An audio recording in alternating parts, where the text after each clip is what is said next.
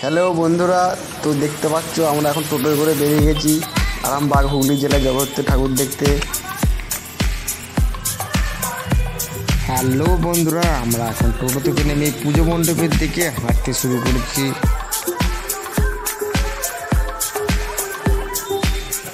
তো তোমরা বন্ধুরা দেখতেই পাচ্ছ জগদ্ধাত্রী পুজোর এন্ট্রি গেটে কত লোকজন জমায়েত হয়ে গেছে। এইটা হচ্ছে পুজো মণ্ডপের মেন গেট। তোমাদেরকে দাঁড়াও, আমি দূর থেকে প্যান্ডেলের দর্শন করাচ্ছি। এইটা হলো প্যান্ডেলের দূরের দর্শন এবং তোমরা উপভোগ করো এই প্যান্ডেলটা কত সুন্দর হয়েছে। কমেন্ট করে অবশ্যই জানাবে।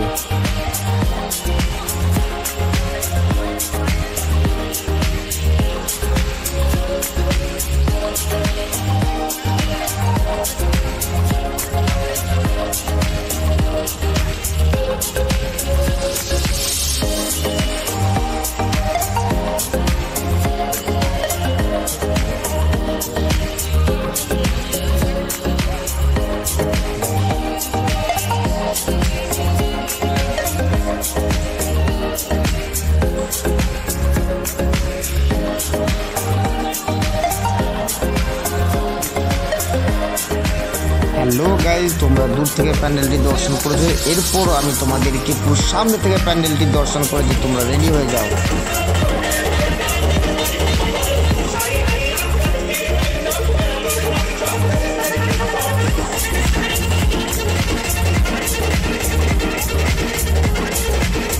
তোমরা দেখতেই পাচ্ছ জগদ্ধাত্রী পুজোর প্যান্ডেলটি কত সুন্দর কালারিং মিক্সিং করেছে এবং কতটা পরিমাণে সৌন্দর্য লাগছে তোমরা দেখতেই পাচ্ছ বন্ধুরা।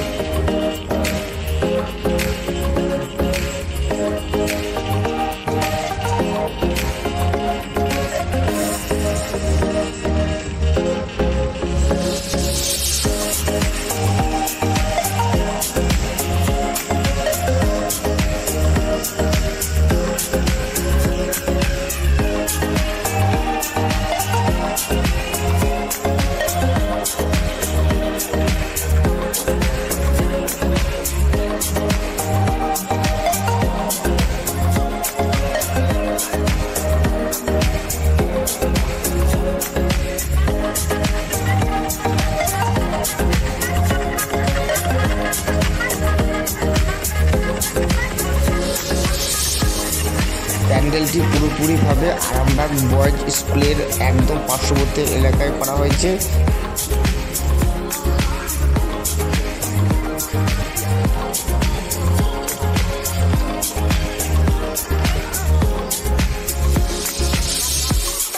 এরপর আমি আস্তে আস্তে তোমাদেরকে আমি পুজো মণ্ডপের ভেতরের স্থান দর্শন করব। তোমরা রেডি হয়ে যাও।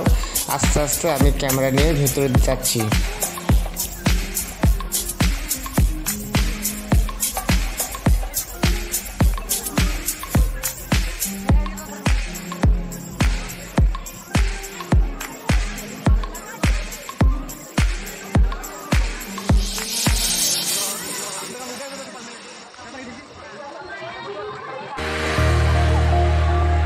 তো গাইজ, আমরা পুজো মণ্ডপ থেকে বেরিয়ে এরপর আরামবাগ মাসির বাড়ি ভাইয়ের বাড়িতে যাচ্ছি।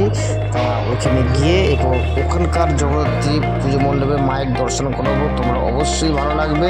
তোমরা দেখতেই পাচ্ছ এটা হচ্ছে আরামবাগ মূর্ছতলা জগদ্ধাত্রী পুজো মণ্ডপ এবং মায়ের দর্শন তোমাদেরকে করাচ্ছি। কেমন হয়েছে তোমরা অবশ্যই কমেন্টে জানাবে।